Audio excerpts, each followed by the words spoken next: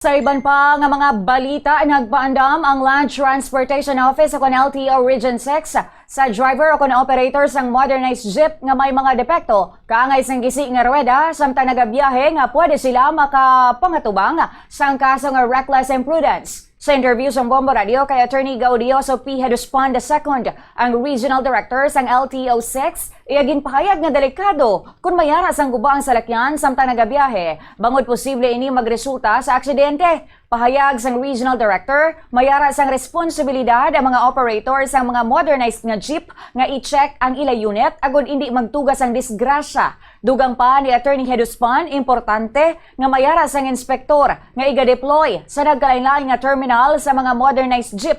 Iniagod sino sa iya nga mga tagang gilayon sa nagakaigo nga solusyon kung mayara sa magluntad nga problema kag agud makalikaw sa aksidente ang mga commuter.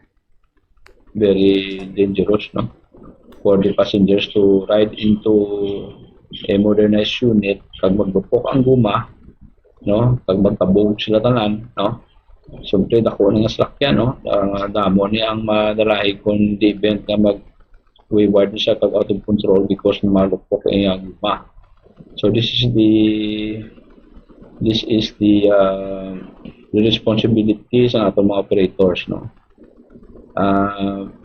Pwede na ito ma-check in sa dalan, but the main responsibility will be for the operators to check their vehicles. Dapat may mga inspector na sila before i-deploy, no, sa nagkalain-lain nga terminals ang inyong mga modernized unit. Si Attorney Gaudioso P. Heduspon II,